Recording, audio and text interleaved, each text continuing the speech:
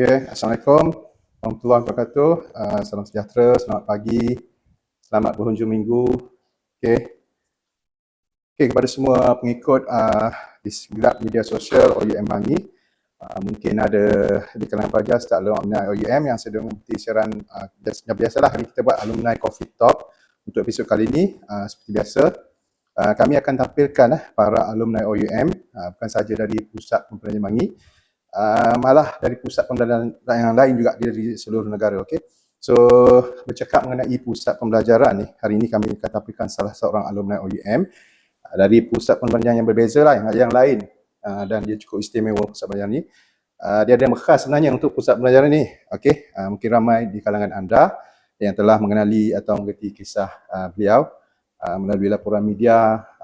Tapi kali ini kami berpeluang untuk menaikkan beliau secara eksklusif lah, secara live untuk episod kali ini. Baiklah, tanpa membuang masa, saya perkenalkan kepada anda semua Dr. Malik bin Yatam. Beliau merupakan alumni bagi program BBA, MBA dan juga PhD Business Admin lah. Yang mana semua pengajian ini diikuti oleh beliau dari sebalik televisi lah. Mungkin semua ramai dah kenal lah. Assalamualaikum Dr. Malik. Waalaikumsalam. Terima kasih kerana sudi bersama kami hari ini. Mungkin sudah agak terlambat tapi saya masih juga nak berpeluang lah untuk menunjukkan tahniah. Hari itu tak dapat pergi tempat konvo. So tahniah atas penggunaan ijazah Dr. Falsafah dalam pentadbiran perniagaan semasa Majlis Convention ke-29 lah. Dan yang terbaru, semalam ni panas-panas lagi. Doktor telah dianugerahkan sebagai penerima tokoh Ma'al Hijrah bagi anugerah inspirasi dari Jabatan Agama Islam Wilayah Persekutuan. Alhamdulillah, tahniah sekali lagi. Saya sebenarnya, saya sendiri pun ada mengikuti pengumuman doktor lah. Saya lihat banyaklah menerima jemputan daripada segenap media sosial, media elektronik seperti radio dan TV semualah. So, nampaknya doktor agak busy sekarang ni, macam tak menang tangan. Alhamdulillah setakat ni banyak jemputan yang saya dapat. Dan mana-mana yang saya dapat tunaikan, saya berusaha lah sebaik mungkin.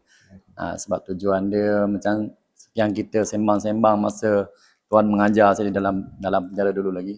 Yang mana salah satu tujuan saya untuk study dan juga meneruskan pengajian walaupun dalam banyak cabaran tu kan. Salah satunya niat tu memang nak inspire orang ramai lah. So saya cubalah. Saya ingat lagi lah masa tu doktor, masa tu belum doktor tapi doktor dah bercita-cita lah untuk menjadi macam sebuah operasi, nak jadi macam kaunselor untuk bagi inspirasi pada orang ramai. Baiklah, ramai mungkin yang telah mengikuti kisah Dr. Malik dan mengetahui bagaimana sejarah hitam itu terjadi. Jadi kita nak cerita pasal benda tu, tapi kita nak ceritakan pasal perkara pertama yang bermain di fikiran doktor. Apa pemain di fikiran doktor semasa pertama dimasukkan ke dalam tahanan? Pertama sekali bila saya dah belum jatuh hukum pun sebenarnya, bila masuk penjara saja, yang pertama sekali terlintas dalam pemikiran saya masa tu, habislah masa depan aku, hancur lah. Kalau saya kata masa tu saya terfikir nak study, memang menipu lah kan. Dan apa yang saya fikir bila saya dah masuk dalam tu, saya kata punah, habis. Dengan saya fikir memalukan keluarganya, lepas tu saya fikir kehidupan saya macam mana selepas ni, dan macam mana saya nak survive dalam penjara ni, sedangkan seperti mana yang ramai sedia maklum bahawa family saya memang orang susah dan mereka tidak mampu untuk datang ke penjara. Jadi itu semua bermain dalam fikiran saya yang menyebabkan tekanan emosi dan mental dan pelbagai lagi. Umur pun masa tu masih sangat muda Masa tu umur saya 14 lagi 4 bulan macam tu, nak masuk 15 lah. Sangat muda macam tu. Sebab kalau macam kita kan, kalau umur 14, 15 ni macam budak-budak bermain, ada yang basikal lajak ke apa semua biasa kan. Tapi itulah maksudnya doktor telah menghadapi benda ni di usia yang sangat muda lah. Jadi sepanjang bertahun-tahun menjalani hukuman tu tanpa macam tarikh pembebasan lah. Pernahkah doktor rasa seolah kehidupan ni macam sudah berakhir? Baik. Saya masuk dalam penjara tu tahun 2001. Kalau kita boleh flashback sikit lah kan. Semua dah tahu dah pun. Ramai mungkin ada yang baru tahu mungkin. Jadi yang dah tahu tu mungkin dia faham lah. Tapi yang mungkin yang belum baru tahu ni, secara ringkas saya boleh katakan semenjak saya masuk tahun 2001. 2001 ni saya masuk sehingga tahun 2005 ni reman. Apabila tahun 2005 saya jatuh hukum, saya kena tahanan limpah sultan. Yang mana hukuman ni tidak ada tarik bebas. Jadi bila saya kena dalam tempoh 5 tahun tadi tu, saya masih nak kata okey tu tak lah, tapi saya masih berfikiran yang bahawa apa, nanti dalam proses mahkamah ni mungkin mahkamah menilai dari segi fakta kes dan sebagainya, mungkin saya boleh kena dalam 5 ke 6 tahun atau 10 tahun lah. Saya dah ready untuk itu. Okey. Tetapi disebabkan saya tidak ada peguam, dan untuk pengetahuan semua, saya punya kes sebenarnya sampai di mahkamah tinggi saja. Saya tak tahu pun ada mahkamah rayuan dan persekutuan. Saya tak tahu pun selepas bila dah kena mahkamah tinggi ni, boleh lah rupanya kita nak merayu ke atas. Tapi sebab tidak ada peguam, tidak ada pendedahan dan sebagainya, akhirnya saya punya kes ni sampai di mahkamah tinggi saja. Maksudnya, bila saya kena jatuh hukuman tahanan limpah sultan tu tadi, yang mana saya kata tak ada tarik bebas tu kan, macam umpama tergantung tanpa tali lah ni. Okey. Faham. Apa yang berlaku, hilang putus asa, betul-betul putus asa dah. Rasa macam sampai terfikirlah, kalau minta maaf katalah, sampai terfikir elok aku bunuh diri lagi bagus lah kan. Sampai terfikir macam tu. Tapi tak beranilah nak buat. Kan? Maksud dia, saya dah putus asa habis. Dalam tempoh 5 tahun tadi ada harapan, tapi bila dah kena jatuh hukuman yang macam tu, memang saya betul-betul down. Disebabkan hukuman tadi. Sebab kita kena faham hukuman ni tak ada terbebasnya. Lepas tu kena faham yang saya tidak ada peguam untuk nak pergi fight kes ni. Kan?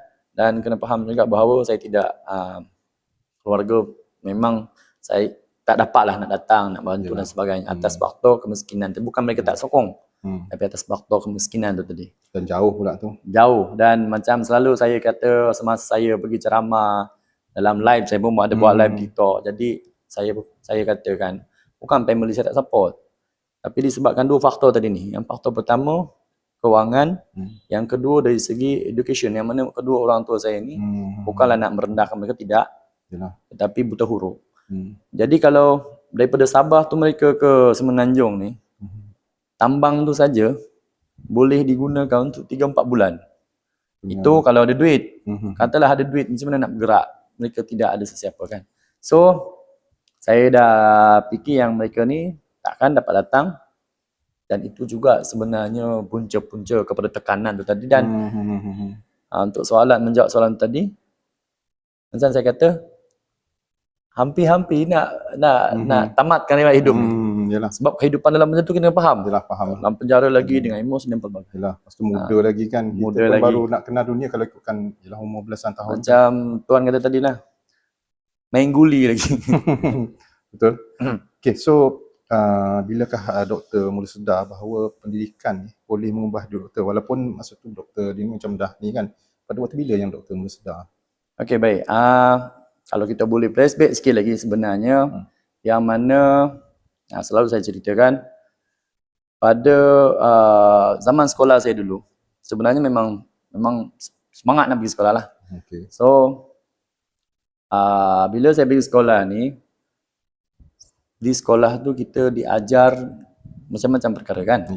Dan salah satunya apabila cikgu-cikgu kita ni membentuk cara kita membina impian. Dan saya juga ada impian. Saya yakin semua orang ada impian tu. Dan cita-cita saya dulu tu nak jadi tentera lah, nak jadi saintis lah dan pelbagai. Maksudnya apabila saya pergi sekolah, saya akan didedahkan dengan perkara-perkara ni tadi, yang menyebabkan saya seronok nak pergi sekolah. Tetapi disebabkan masalah saya kata tadi, kesusahan tu, bukan family saya sebenarnya, ramai lagi di Sabah sana.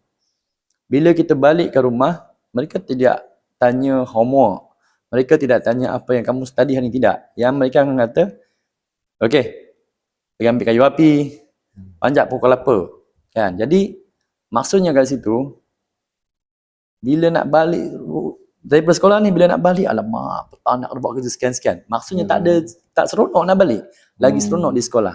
Sebab nak untuk hidup kan, untuk bekalan untuk kehidupan. Ya, yang saya fikir macam tu. Saya fikir dengan pembelajaran yang saya diajar kat sekolah, saya fikir bahawa ilmu kan. So saya try study. Tapi apabila sampai nak masuk tingkatan 1, arwah ayah kata, Malik, berhentilah sekolah. Saya kongsikan ni bukan kita nak merendahkan kedua orang tu, Okey, tidak. faham. Tetapi yang saya nak sampaikan sekarang ni ialah, bayangkan mana ada family yang minta kita berhenti. Ya. Mereka minta kita, arwah ayah saya minta berhenti ni disebabkan dia tak mampu untuk, sekolah rendah tadi saya mampu lagi jalan kaki. Tak ada duit untuk tak ada duit untuk perbelanjaan sekolah pun tak ada masalah, saya boleh bawa ubi kayu tu. Kira bekal lah. Yang mana saya kongsikan dalam buku sebenarnya. Ya, okey. Tapi bila sampai ke sekolah menengah, jarak dengan tempat saya sangat jauh. Kalau yang tadi tu pun lebih kurang dalam 45 minit ke 50 minit perjalanan. Yang saya nak kena, bukan saya lah, ramai lagi geng saya lain. Nak kena menyeberang sungainya, nak lalu sampai dekat tu baru kita nak pakai pakaian seragam sekolah kan. Oh, sampai Dan, macam tu. ya, itu zaman sekolah rendah. Bayangkan sekarang ni kalau pergi dekat sekolah menengah lagi jauh. Dan kebanyakan orang lain tu, ya mereka naik ada bas sekolah lah yang dibayar kan, kita tak mampu. Jadi itu sebab arwah ayah saya kata, berhentilah sekolah. Cukup sekadar kamu dapat membaca, sekurang-kurangnya kamu boleh membaca, dan kamu kalau pergi mana-mana, kamu tidak sesat, kamu tahu balik mana. Itu je dia punya harapan. Tapi harapan saya lebih besar daripada tu. Sebab saya fikir tak akan setakat ni je kan. Tapi saya kata kat arwah saya, tak apa ya, saya cuba, tolong pergi daftar saya saja. Jadi ayah saya daftarkan, pagi saya pergi sekolah, saya sesi petang. Petang saya pergi sekolah, pagi saya menuri getah. Getah ni orang lain punya lah, kita ambil upah kan. Tempoh ni tak lama, 3 bulan saja. Sebab apa? Bila sampai sekolahnya, dah tak larat dah. Tak boleh fokus dah. Letih kan? Ya, betul. So maksud dia apa? Ini saya nak study ni bukan dah dalam penjara baru terfikir nak study. Tidak. Daripada awal lagi. Satu. Nombor 2, bila saya dah berhenti, saya kata dalam hati saya tak apa. Saya akan cuba. Macam mana cara dia? Ini pemikiran budak-budak lah. Dia tak matang tapi ada keinginan. Maksudnya hasrat untuk belajar tak pernah terpendam. Ya. Bila saya dah berhenti sekolah, pergi dekat KK bekerja, masih ada niat untuk saya nak belajar. Walaupun gaji saya sebulan 150, saya 50 saya simpan untuk konon-konon je lah, tabung ni. Ini untuk saya nak study kononnya. Pendidikan nanti ya. Esok saya pecah dekat tabung. Masa tu. Kadang-kadang je lah. Ada keinginan. Tapi ada perancangan tu dah ada. Ya. Dan itu juga yang menyebabkan sebenarnya apabila ejen tu menawarkan 800 pekerjaan di Semenanjung dan dia mengatakan bahawa bayangkan kamu pergi sana, kamu boleh sambung belajar dengan duit sekian-sekian. Dan banyak lagi cerita lain. Tapi bila perkataan belajar tu disebut, betul juga. Kan pada masa itulah. Sampai sini dan berlakulah kejadian tu. Dan macam tadi kata apa yang berlaku bila saya masuk dalam penjara tu hilang segala-galanya kan. Tetapi macam mana wujud perasaan nak study tu balik apabila saya jatuh hukum pada 2005 tadi. Pada 2003 sebenarnya kesedaran tu dia dah bermula pada tahun 2003 sebenarnya. Okey, faham. Yang mana pada ketika tu alhamdulillah saya dapat hidayah. Saya meluk agama Islam. Baru saya tersedar rupanya ada kehidupan selepas mati. Bukanlah kata yang lain, tapi saya di luar tu tak sempat pun nak pergi semayang mana-mana. Habis balik sekolah, pergi kerja, habis tak ada masa pun nak pergi gereja. Jadi kita tak didedarkan dengan agama. Tapi di dalam tu. Di dalam tu saya dapat. Jadi bila saya dapat benda tu, rupanya ada kehidupan selepas kematian. Tapi cerita ni bukanlah dalam masa singkat, dia panjang lah masa. Panjang lah. Okay. Jadi akhirnya saya kata, bila saya dah meluk agama Islam, saya kata, apa yang saya nak buat? Apa yang saya nak buat supaya saya ada sesuatu nak bawa ke akhirat tu tadi. Sebab memang saya fikir dah tuan, saya tak akan bebas. Orang lain yang ada banyak lawyer mahal-mahal daripada luar, dia import semua pun besar kan.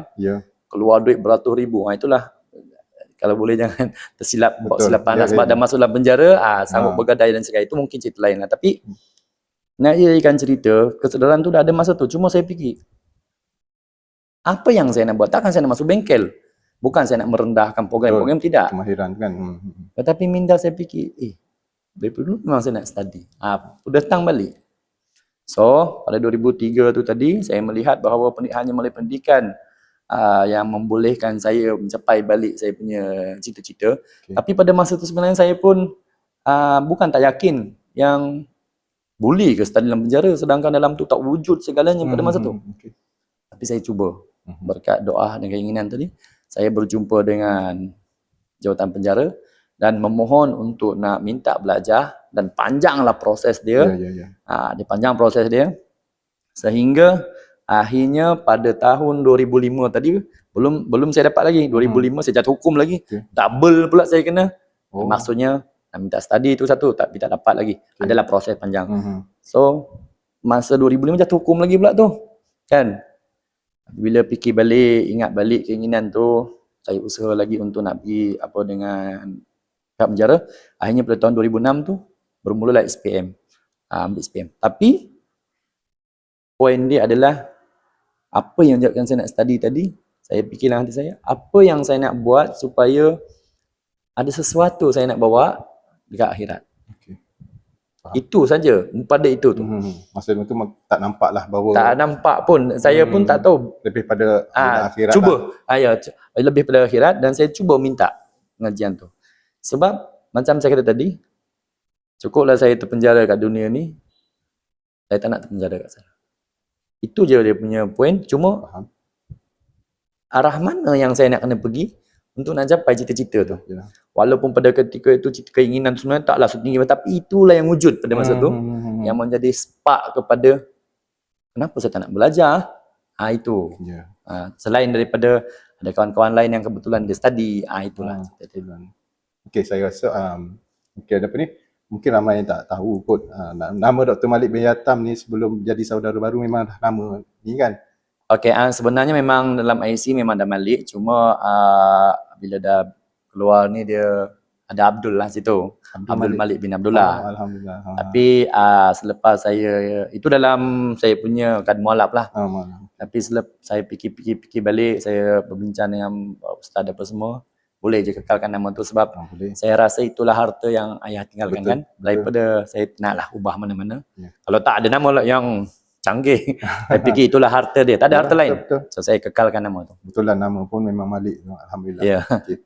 So kita sambung balik pasal ni. Apa yang pengajian dan penjara ni, maksudnya macam doktor cakap ni macam tak pasti kan? Macam kita pun tak tahu kan. So tapi apakah cabaran terbesar sebenarnya bila doktor belajar dalam sebalik besi? Kalau nak cerita cabaran tu, saya rasa dalam masa singkat ni tak habis. Tak habis. Tak apa. Nak bagi orang tahu bahawa bukannya penjara ni bukan salah satu cara. Cuma pengajaran. Apa yang saya boleh simpulkan, dalam banyak-banyak cabaran tu mungkin salah satu selain daripada cabaran kekangan sumber-sumbernya, daripada isu keselamatannya, daripada segi peraturan, apatah lagi peraturan. Bila kita dah study ni, terutama di OUM pun ada peraturan dia kan. Mana-mana yang mesti ada peraturan kita ikut peraturan penjara lah. Betul.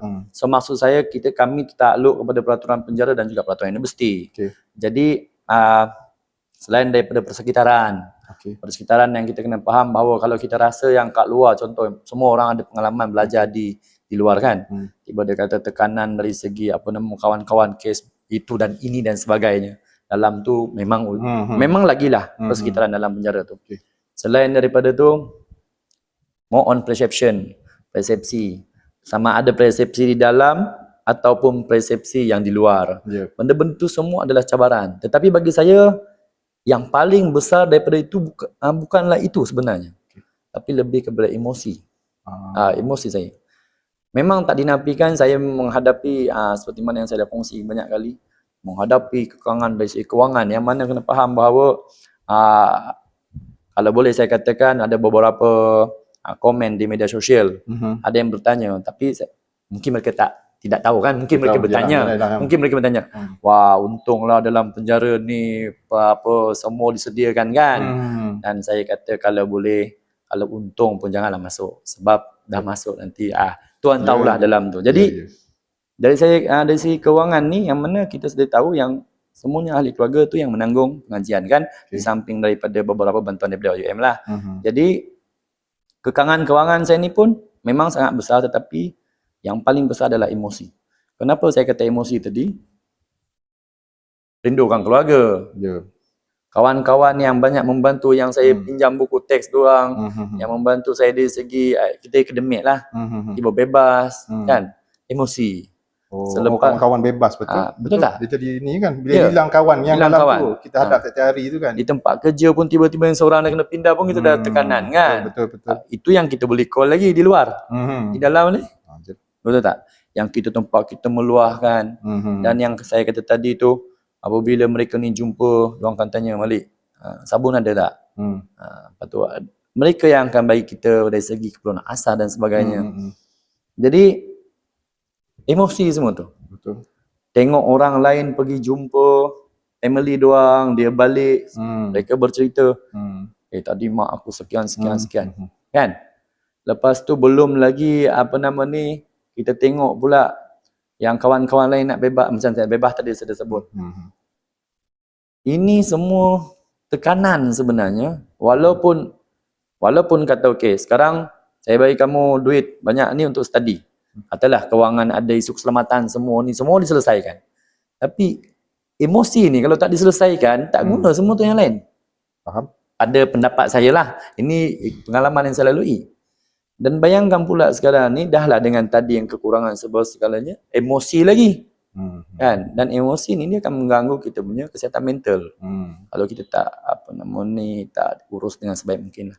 So itu antara cabaran yang paling besar yang saya rasa yang saya lalui dalam sepanjang tempoh berada dalam penjara. Bukan saja sebagai seorang student dalam penjara, tapi juga sebagai seorang penghuni.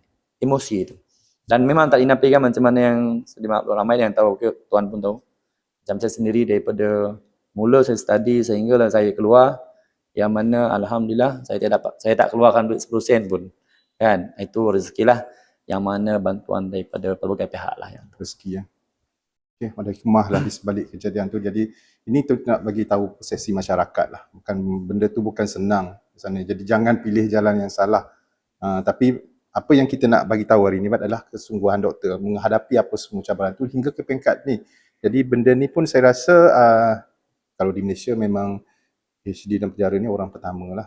Kita pun ada yang cuba, ada yang kecudang tapi doktor akhirnya berjaya juga. Maksudnya itulah kekuatan yang ada pada doktor untuk mencapai apa yang dicita-citakan.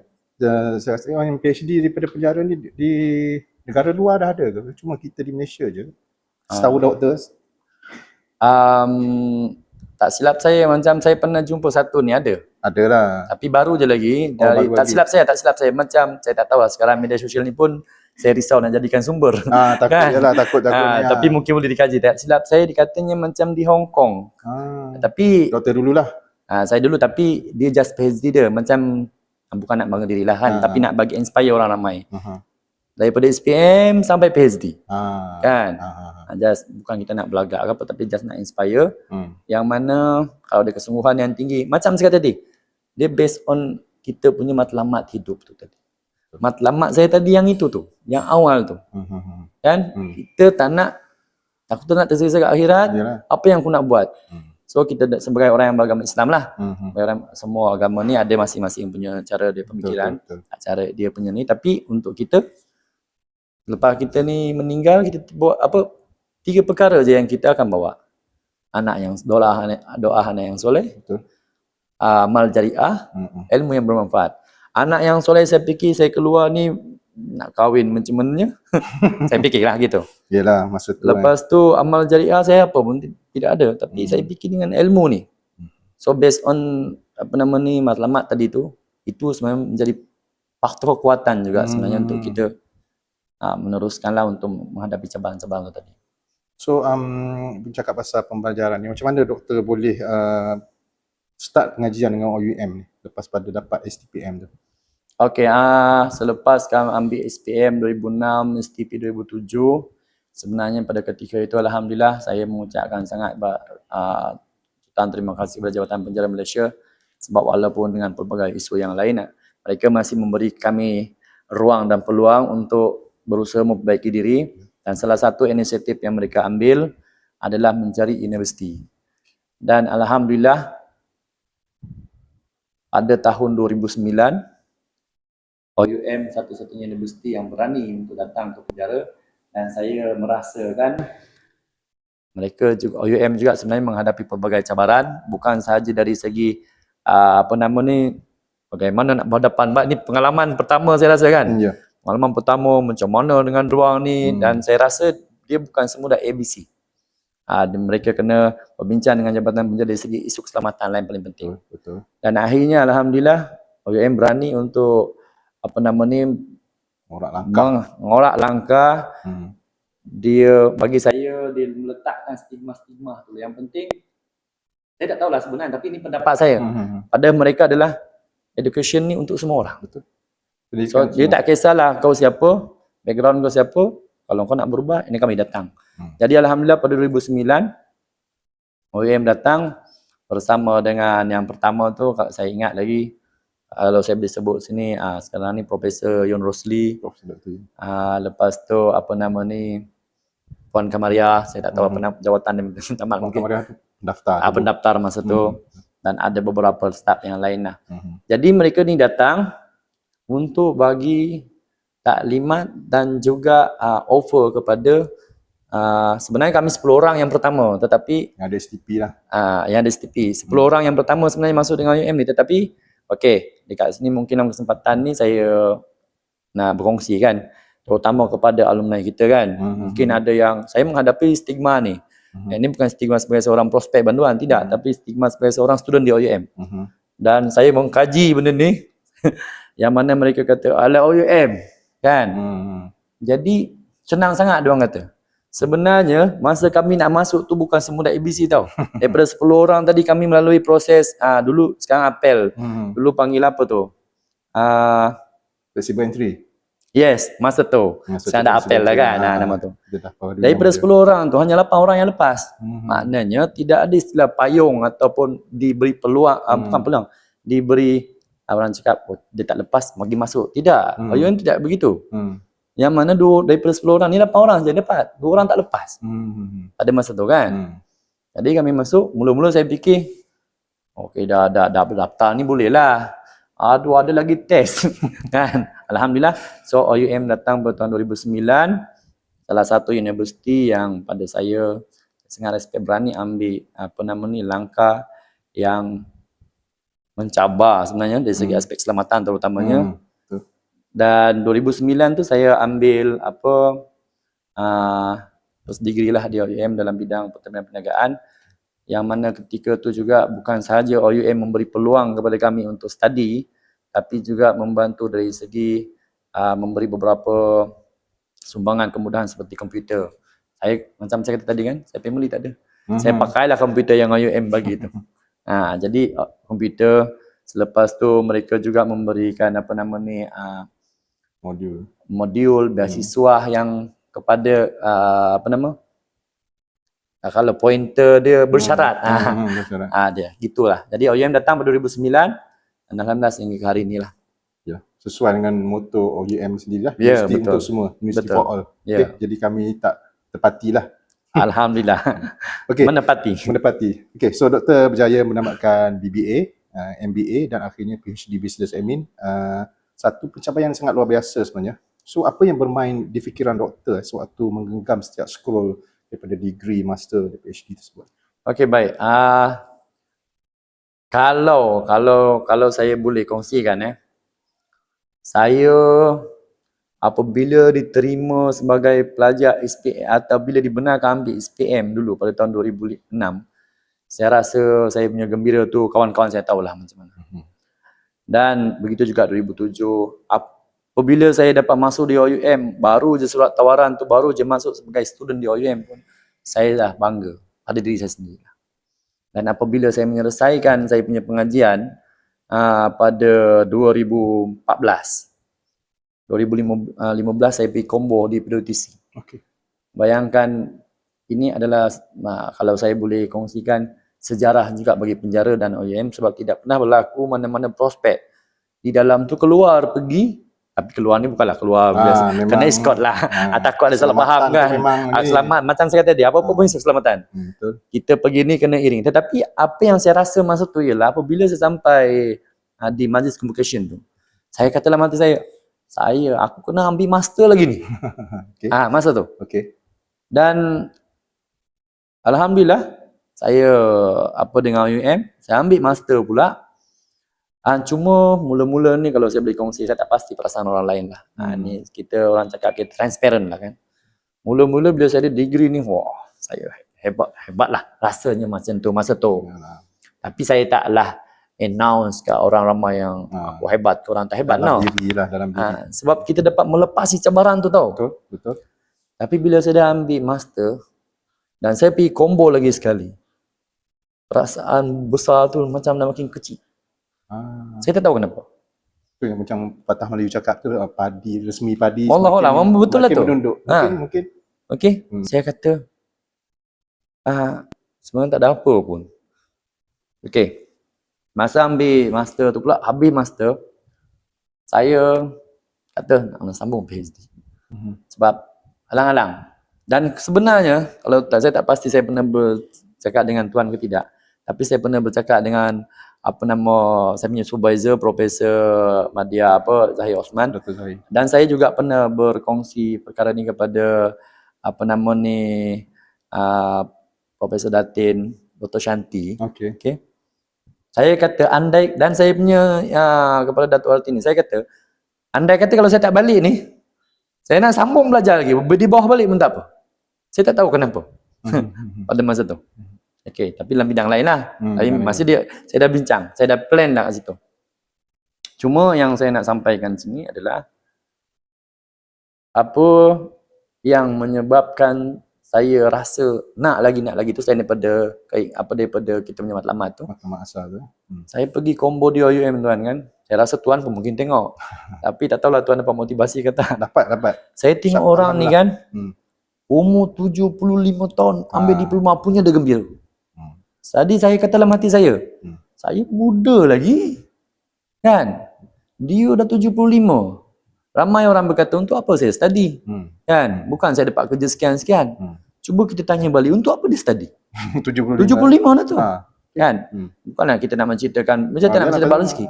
Mesti ada something yang menyebabkan dia gembira. Ataupun dia nak achieve perkara tu tadi. So ini sebenarnya. Bukan semata-mata nak study, nak kaya, jawatan dan sebagainya. Boleh, tak ada masalah. Tapi bagi saya itu bukan matlamat yang sepatutnya lah. Itu yang lain lah. Itu rezeki lain. Jadi itulah yang menyebabkan saya nak study lagi. Saya tercabar dengan mereka tercabar dengan kehebatan mereka yang tua-tua tadi ni kan. Orang-orang lama ni yang mana. Kita tengok dia UM ni 75, 65, mungkin diploma. 80 pun pernah ada. Ya. Masa saya pergi ambil PhD hari tu, tengok 85 ke tak silap saya tu. 82 kot. 82. 82 paling kan. Wih. Jadi walaupun saya ada PhD, saya rasa macam saya muda, saya nak ada keinginan tetapi insya-Allah yang akan datang. Cuma itu sebenarnya memotivasikan saya juga untuk nak pergi lebih ke peringkat paling tinggi lah. Peringkat paling tinggi. Okey. Jika doktor boleh kongsi dengan penonton kan, apakah tajuk fokus utama kajian PhD yang doktor buat? Okey, saya buat kajian berkaitan dengan ni, tajuk dia Entrepreneurial Attention Among Inmates in Selangor Prison Malaysia. Berkaitan dengan ni. The MFO Professional Skill Training Program lah. Ia berkaitan dengan kecenderungan keusahawanan di kalangan prospek yang mengikuti kemahiran dalam penjara. Kenapa saya buat kajian ni? Pertama sekali ialah ini bukan soal berdasarkan kajian semata-mata, tapi berdasarkan juga pemerhatian dan pengalaman saya sebagai seorang prospek. Yang mana saya tengok kawan-kawan saya dulu saya masuk 14 kan. Mula dia masuk 15. Lepas tu dia keluar, tengok masuk balik kes besar sikit. Makin lama makin besar. Lepas tu saya perhati daripada aspek lain pula. Mereka buat baju memang terbaik. Buat baju. Baju. Menjahit lah. Jahit baju. Okey. Sangat cantik baju tu. Bukan saya kata. Orang-orang luar kata. Betul. Bukan orang luar kata. Tu permaisuri Pahang tu kan. Dia pun ambil tenunan daripada dalam. Betul tak? Saya tanda selit. Karipat pun sedap. Kan? Okey, tak apa, teruskan. Okay. Kenapa saya kata gitu? Bukan saya nak promosi jabatan penjara, tidak. Yalah. Kan? Tapi kenyataan dia. Sebab mereka ni dah berbelas tahun dekat area yang sama. Okey. Kan? Pengalaman tu dah ada. Betul. Productivity tu okey. Jadi saya kata, kenapa diorang keluar ni tak nak buat bisnes? Yes, memang banyak faktor lain. Kewangan, apa nama ni, banyak lagi faktor lain itu.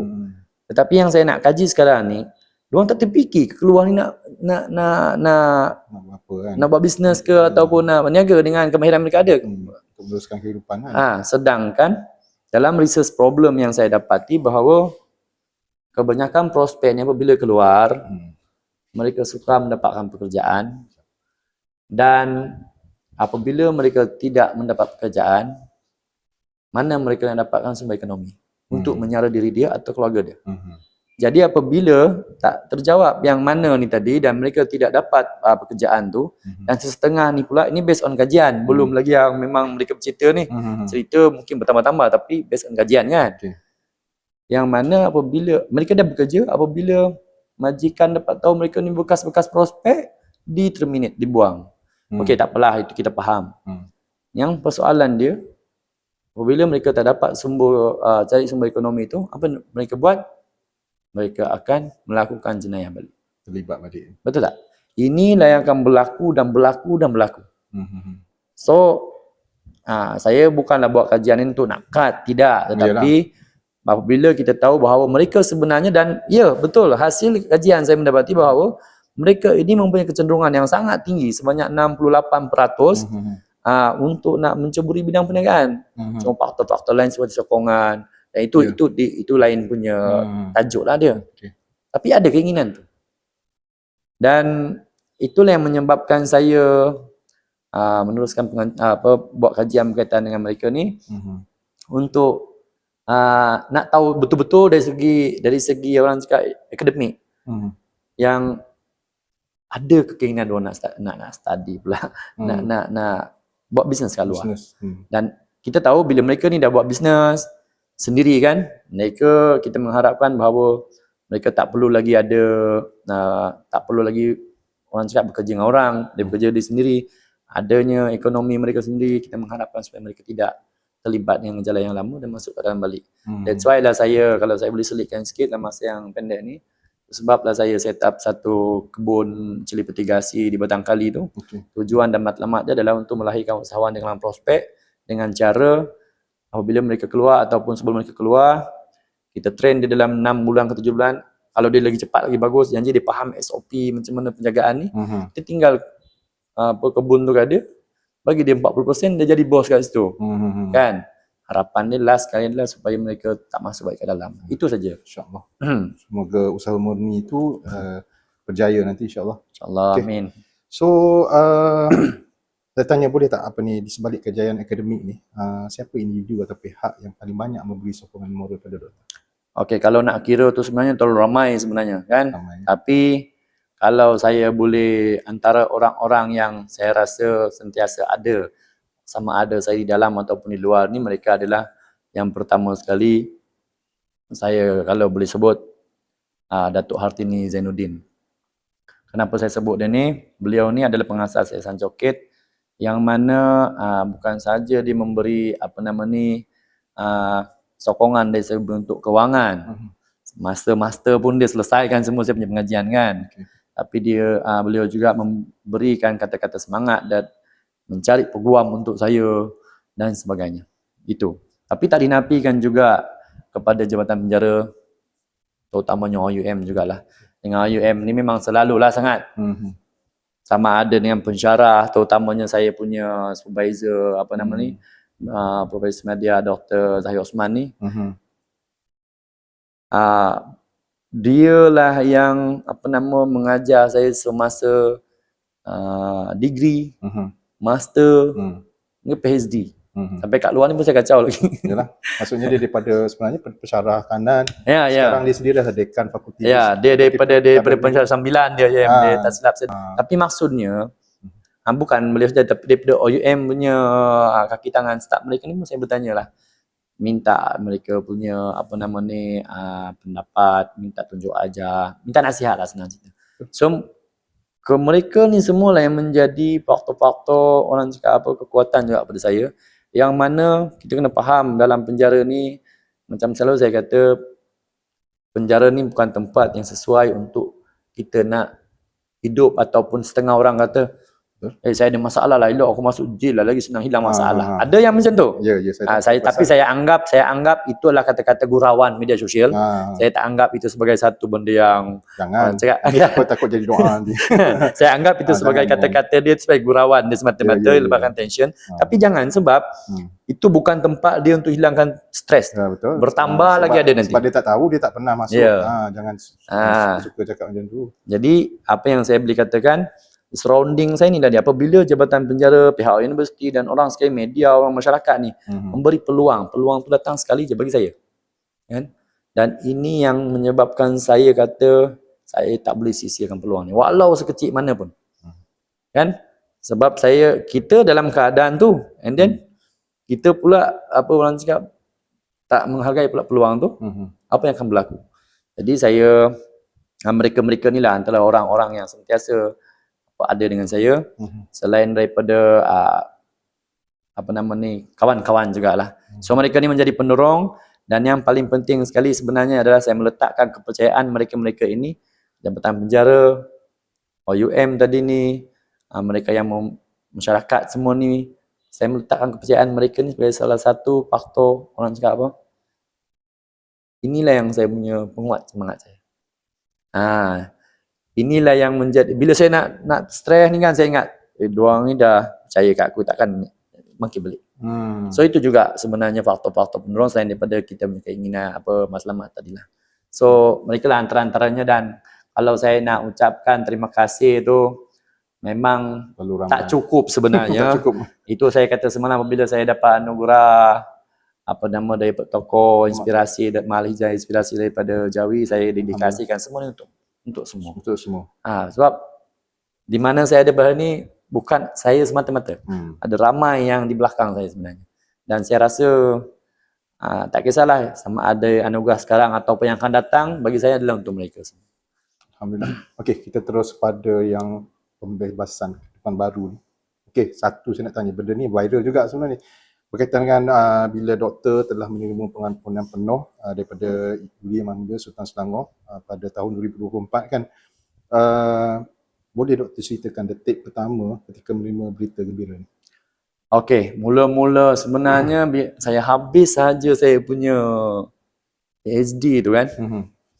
Lebih kurang dalam masa sebulan tu, kalau dalam bahasa kami ni dalam penjara tu dah macam-macam lah cerita. Tapi macam saya kata selalulah, selagi benda tu bukan keluar daripada mulut pengarah, saya tak akan percaya. Betul. Tapi bayangkanlah, walaupun macam tu saja pun huru-hara je.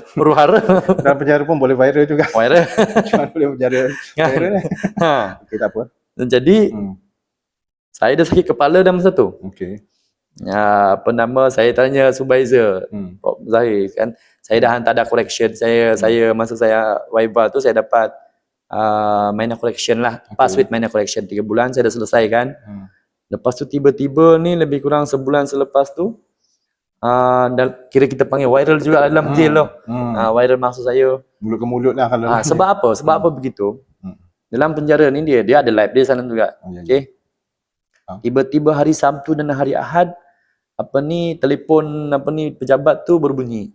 Panggil saya, dia kata, "Malik, kamu dah habis study ke belum? Ibu pejabat minta ni." Jadi pelik, hari cuti, takkanlah diorang nak minta pula ni dokumen-dokumen ni kan. Jadi saya tak boleh bagilah, cuma saya kata, cuba tanya Sarjan Raja, dia kan jaga sana. So mulalah tersebar, Malik, aku rasa something lah, kau balik ni ke ibu pejabat minta. Okey, tu tak apa lagi. Masuk minggu kedua, kecoh sikit. Oh ni KDN minta bahagian istana nak tengok. Kan dah pelik tu semua. Yalah, pejabat ke istana. Bila dah gitu kita jadi mental. Tak keruan. Tapi saya kawal diri. Tapi yang saya nak sampaikan sini, bayangkan perasaan, tak boleh tidur tau. Betul. Tapi nampak luaran, orang cakap nampak luar tu tenang, tapi kat dalam tu berkocak. Siapa yang Allah Taala. Okey, budak-budak pula kat dalam ni kita kena faham. Macam saya kata tadi, dalam penjara ni ada kehidupan dia. Katalah tiba-tiba ni individu ni nak bebas dah. Kan, dia tarik bebas, katalah dia bebas lagi 2 hari bulan 1, 2000 sekian. Satu hari bulan tu, esok dia nak bebas ni. Habis dah barang-barang dia, dah minta, tinggallah tu, tinggallah buku CD, tinggallah ni. Maksud saya, dia bagilah semua. Dan saya pada masa tu dah bagi habis. Lepas tu tiba-tiba kau tiba-tiba tak balik ni, diorang kata kan. Okey. Okey. Perkara ni berlaku dalam tempoh sebulan. Sebulan juga Tak kompor, tak tahu. Sebab saya nak dapat pengesahan daripada apa nama ni, pengarah. Selagi tak keluar daripada mulut dia, masalah. Cuma yang ceritanya tu ya dia ada cerita sikit lah, yang mana tiba-tiba ni keluar satu kenyataan kata, okay, Malik pada hari sekian pengarah nak jumpa untuk buat majlis makan. Tapi kebetulan pula dia ada urusan lain tak jadi. Itu pun satu. Mana ada pengarah nak jumpa untuk gitu. Betul. Jadi dia kebetulan ada urusan lain kan. Inilah yang buat jadi huru. Tuan, biasa untuk hukuman macam saya ni, apabila sampai watika hari esoknya, baru dia dapat tahu. Macam seorang kawan saya kan, yang student seorang tu, dia tengah tidur ni sampai watika pagi-pagi pada hari Sabtu 16 September, hari Malaysia dia dapat. Kita tengok, aku rasa hebat lah, sebab apa tiba RO panggil. RO ni macam pejabat rekod lah. Tempat segala berita masuk keluar masuk punya. Hari Sabtu tu cuti. Diorang pergi buka dan pagi-pagi dah panggil dia. So kita tahu dah. Dan dia pun mamai keluar, betul kau balik ni? Member seorang, kenal, kenal. Dia balik. Macam saya ni tuan, dalam sebulan tu dah huru-hara macam mana tu? Dan Alhamdulillah, akhirnya kemuncak perkara ni apabila pada petang 10 hari bulan 12, saya dipanggil pergi ke pejabat dan hari tu hari cuti juga sebenarnya. Barulah saya dah lega, tapi saya tetap tak puas hati. Saya nak mendengar daripada pengarah dulu kan. Perasaan tu macam-macam lah, tapi dah yakin saya balik ke 80% sudah yakin lah. Dan pagi tu apabila saya dipanggil ke RO, pejabat rekod tadi, pengarah sendiri yang membacakan watika Tuanku Sultan Selangor. Allahu Akbar. Akhirnya doa saya yang keempat Allah makbulkan, yang mana kalau saya boleh kongsikan 5 doa saya minta sebenarnya tuan. Pertama, saya minta supaya saya faham tentang ilmu yang saya pelajari. Yang kedua, dipermudahkan urusan pengajian dan memang dipermudahkan. Dan yang ketiga, saya minta sekurang-kurangnya kedua orang tua saya meluk Islam pun dapat. Alhamdulillah. Dan yang keempat, saya minta saya dapat pengampunan bila habis PhD ni dan Allah bagi. Yang kelima, saya minta sekurang-kurangnya kalau tak dapat pun saya nak menjadi imam kepada kedua orang tua saya, salah seorang menjadi Allah bagi. Dia bagi bonus. Tu wipe seorang hari ni. Bagi bonus. So, bila saya dapat tu ya Allah, perasaan saya pada masa tu tiba-tiba saya sedih dan meninggalkan penjara. Pelik kan? Yalah, sebab berapa tahun? Sebab saya membesar kat sana, saya dibentuk kat sana. Kan saya tengok kawan-kawan saya. Sebenarnya kawan-kawan ni pun yang dalam tu bukan semuanya orang cakap, bukan semuanya bukan semua nak masuk dalam tu lah. Kehidupan keadaan. Tapi saya melihat tu, tapi macam mana pun saya tak naklah masuk balik, saya telah nak keluar kan. Yalah. Kita nak tengok. Dan itulah perasaan saya bercampur baur semasa tu sebenarnya. Pada hari saya dibebaskan pada hari keputeraan Duli Yang Maha Mulia Tuanku Sultan Selangor pada 11 bulan 12 2024. Okay. Ni ada satu lagi yang viral pula lepas sudah dah bebas. So nak tanya ni, bagaimana perasaan doktor apabila berpeluang menghadap Duli Yang Maha Mulia Sultan Selangor sendiri dalam satu suasana yang dikatakan sangat emosional lah. Memang viral tu, sangat sosial tu ada tu. Itulah selalu bila ada orang tanya soalan ni kepada saya, sebenarnya saya susah nak jawab. Tahu sebab apa? Kita daripada mana? Kita daripada, kalau kita boleh, saya bukan nak apalah. Saya daripada satu lumpur yang orang cakap selut lah kan. Tiba-tiba dapat pula Allah bagi peluang dan Allah bagi satu Malaysia tengok yang mana Tuanku sendiri memeluk, yang mana tak pernah berlaku dalam sejarah sebenarnya. Untuk orang biasa, dia peluk ramai orang Tuanku kan. Tapi daripada dalam tu kan. Apabila saya dapat sahaja panggilan yang mengatakan bahawa Tuanku saya kena berjumpa dengan Tuanku. Itu pun apa pula ni? Bukan pelbagai perasaan. Apa yang berlaku kan? Tapi saya berfikir positif lah. Cuma saya dah mula fikir macam mana macam mana dia punya protokol dan sebagainya. Tapi itu belum kemuncak dia. Kemuncak dia apabila saya berjumpa dengan Tuanku dan yalah Tuanku beritahu. Sebelum tu saya dah tahu lah daripada pengiring ini mengatakan bahawa tuanku tidak pernah berjumpa dengan mana-mana atau sesiapa prospek yang dia keluarkan dan dia berjumpa ini adalah yang pertama. Dan kenapa yang ni mungkin media tak tahu, segala pun pergi balik semua ditanggung oleh baginda. Masya-Allah. Dan yang kat sini saya mengambil peluang lah. Sebelum ni saya tak pernah kongsikan, tapi saya kongsikan kat sini, mintalah kita doakan supaya apa tuanku kan. Amin, amin. Ini adalah saya kongsikan yang saya tak kongsikan kat media sebelum ni. Apa dia? Tuanku bukan saja apa nama ni bukan saja tuanku mencemaduli untuk apa nama ni nak berjumpa dengan saya. Bukan saja saya dapat pelukan tuanku baginda, tapi tuanku juga sponsor saya pergi umrah. Alhamdulillah. Itu semua rezeki daripada Allah kan. So ini semua menyebabkan macam mana nak cakap apa? Kuasa Tuhan lah semua tu. Kan? Betul, betul. Tapi perasaan sebab apabila dipeluk lagi tu dan saya menangis betul lah masa tu. Menangis betul.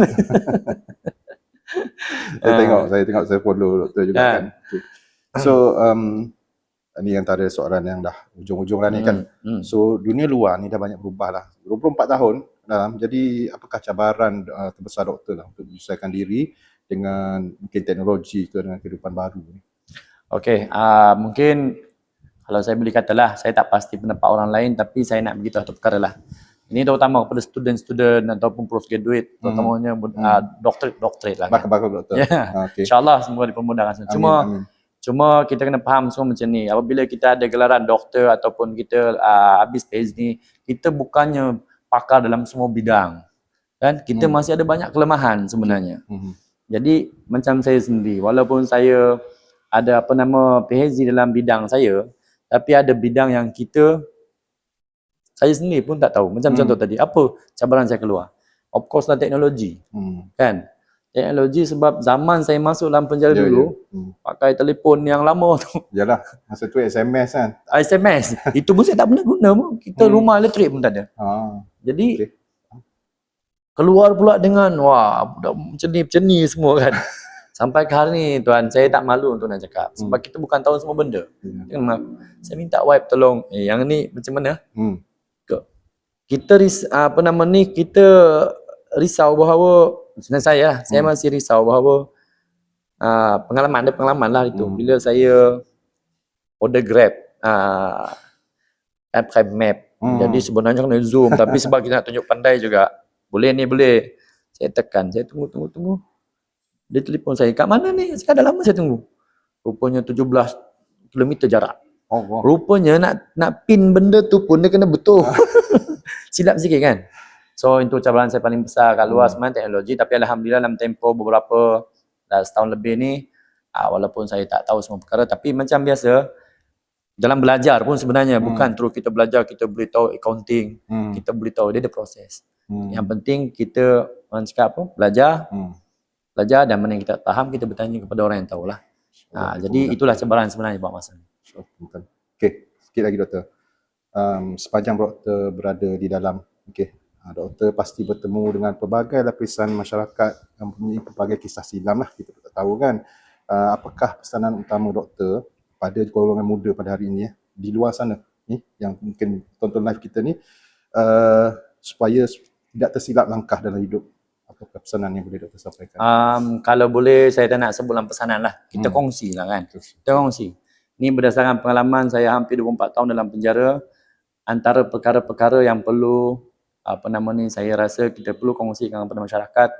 Tak kisahlah kepada golongan belia, muda atau siapa saja, sebab sesiapa boleh masuk dalam tu. Kan? Yang paling penting kebebasan tu kena hargailah sebaik mungkin. Sebab bila kita masuk dalam penjara ni, mungkin kita fikir kita buat silap sikit je, gaduh je. Tak apa kok gaduh. Contoh gaduh. Atau bully sebagai contoh. Tapi bila kita dah masuk dalam penjara tu, apa kesan-kesan yang akan berlaku pada kita? Yang pertama tadi, saya dah sebut dalam kajian, saya mengatakan bahawa mana-mana prospek ni atau bekal banduan, bila dia keluar, susah dapat kerja. Masa depan tu kurang bersinar lah. Satu. Kedua, kepercayaan. Ni soal kepercayaan sebenarnya. Masyarakat terhadap kita tu, ataupun persepsi negatif tu dah wujud. Stigma masyarakat. Dan benda ni akan kita bawa sampai ke mati. Cuma beza dia bagaimana kita menghadapi stigma itu. Nak bawa diri ke? Kan? Dan yang ketiga, kesan kepada keluarga. Bayangkan, kita tak tahu mungkin yang kita duduk dalam, kesan dia kepada keluarga kita di luar, macam mana dia berhadapan dengan masyarakat. Kalau contoh dari segi kerjaya, kita boleh kena buang dengan bekerja. Kalau kita seorang student, mungkin kita kena buang daripada universiti. Dan senang cerita, usahakan sebaik mungkin untuk tak terlibat dengan apa perkara yang menyebabkan kita masuk dalam penjara tu. Sebab kehidupan dalam penjara tu mungkin nampak hari ni saya senyum kat sini. Kan? Ataupun macam contoh, kalau saya boleh sebut saudara Ameng di luar berkongsi kisah, nampak macam dia bercerita senyum. Hakikat sebenarnya kita tak akan menceritakan betul-betul dalam tu keadaan macam mana. Kenapa? Sebab bagi saya, cukuplah kalau kita katakan jangan masuk dalam tu. Sebab kehidupan dalam tu bukan seperti mana yang kita bayangkan yang semuanya indah-indah kan. Jadi selagi mana ada peluang untuk belajar, usahakan yang terbaik. Pendidikan sangat penting. Pendidikan sangat penting. Macam selalu saya katalah, nak belajar ni tak kisahlah nak jadi peguam ke, nak jadi apa ke, okey, tak ada masalah. Tetapi jangan kita meletakkan pendidikan ni sebagai satu, orang kata saya nak study sebab saya nak gaji sekian. Sebab pada saya itu salah. Kenapa? Bila kita study ni semata-mata untuk nak dapatkan gaji yang sekian-sekian, kita meletakkan pendidikan ni untuk mengukur atau jadi pengukur kepada kekayaan. Saya rasa itu kesilapan yang besar. Sebab bila kita dah habis study nanti kita tak dapat, kita mula blame pengajian tu tadi. Sedangkan ilmu tu tak bersalah, tapi cara kita berfikir tu pada saya lah. Jadi hargai masa yang ada, hargai kebebasan yang ada, tuntutlah ilmu, tak kisahlah dalam bidang apapun. Dan saya rasa sekarang ni ada pelbagai, bukan macam zaman dulu yang susah nak, contoh ada dapat result, katalah alamak saya cuma ada 3 kredit je lah, saya tak dapat lah. Jangan risau, OUM ada. Kan? Ada peluang. OUM ada. Datang sini. Kita cuba cari peluang. OUM ada. Maksudnya sekarang ni ada pelbagai jenis pendidikan punya tawaran untuk kita nak berjas, kita nak tak nak je. Bukan belajar saja, kemasukan pun fleksibel. Ya, betul. Ada jalan dia. Ada jalan dia. Kan? Itulah cerita dia. Cuma apa-apa pun hargai kebebasan, kita kena dengar kedua orang tua kita lah. Kenapa saya kata perkara ni, sebab salah satu punca kenapa saya masuk dalam penjara pun menipu kedua orang tua. Maksudnya kita dengarlah nasihat mereka, dan kepada mereka yang tengah struggle, kalau boleh saya selitkan kan, tengah struggle study sekarang, terutamanya student di OUM ni lah terutamanya kan, jangan pernah ada rasa nak berhenti. Kalau contoh kata dah tak boleh sangat, okey, minta tangguh. Saya percaya OUM bukan yang jenis mana boleh tangguh, ada. Saya rasa tak pernah lagi tu. Jadi kalau contoh struggle sangat, mungkin dengan masalah yang kita, ialah kita tak nampak, mungkin mereka yang fahami kan. Tangguh dulu sementara, and then ambil masa, continue balik. Sebab saya rasa kalau kita terus berhenti, kita dah rugi banyak lah saya rasa kan, dari segi kewangan, masa dan sebagainya. Jangan putus asa, dia ada sentiasa ada jalan. Ya, dan saya merasakan tidak ada yang mustahil sebenarnya kalau kita janji kemahuan kita nak. Dan saya ada buktikan, insya-Allah. Alhamdulillah. Okey doktor. Okey doktor pun saya nak balik Sabah kan nanti. Hari ni juga nak balik. Okey, ni soalan penutup lah. Tak apa, boleh. Dalam satu ayat lagi, saja. Dalam satu ayat saja. Siapa sebenarnya Dr. Malik Yatam yang ada di hadapan saya? Secara ringkasnya sebenarnya saya seorang yang berfikiran positif, yang sentiasa percaya bahawa peluang kedua tu wujud. Yang penting kita ada kemahuan untuk berusaha menjadi yang lebih baik daripada semalam. Alhamdulillah. Terima kasih banyak-banyak Dr. Malik atas perkongsian yang sangat bermakna, jujur dan menyentuh hati pada hari ini. Kisah doktor bukan sekadar tentang seorang prospek yang berjaya menggenggam ijazah sehingga ke peringkat doktor falsafah. Lebih besar dari itu, ia adalah kisah tentang harapan, peluang kedua dan kekuatan ilmu dalam mengubah kehidupan seseorang insan. Daripada kehidupan di sebalik tirai besi, doktor membuktikan bahawa seorang tidak harus dinilai berdasarkan kepada masa silamnya semata-mata. Dengan ilmu, disiplin dan semangat untuk berubah, seseorang mampu membina masa hadapan yang jauh lebih baik. Kami percaya ramai yang mengikuti siaran kami hari ini akan mendapat satu kesedaran penting, iaitu bahawa setiap manusia mempunyai potensi untuk bangkit semula, walau sebesar mana pun ujian hidup yang pernah dilalui. Tahniah sekali pada Dr. Malik Yatam atas perjalanan yang luar biasa yang menjadi inspirasi kepada seluruh masyarakat. Semoga doktor terus berjaya, terus memberi manfaat kepada komuniti dan menjadi simbol bahawa pendidikan sebenarnya mampu membuka lembaran baru kehidupan kepada yang lebih baik. Alhamdulillah. Semoga dimudahkan usaha doktor. InsyaAllah. Amin. Amin, Terima kasih. amin, rabbil alamin. Terima kasih banyak doktor. Masih juga pada OUM. Okay, terima kasih pada semua Ya. yang join live hari ini. So, saya nak maklumkan intake September 2026 sudah dibuka. Sebenarnya kami ada open day hari ini. Kalau ada siapa-siapa yang berkembangan, boleh datang ke Open University Malaysia Seksyen 7 Bandar Bungi. Kalau datang sekarang mungkin sempat jumpa doktor, tapi doktor pun nak bergerak ni ke airport sebab nak balik. So, terima kasih pada semua join. InsyaAllah kita akan ada episod yang lain akan datang. Assalamualaikum warahmatullahi wabarakatuh dan salam sejahtera.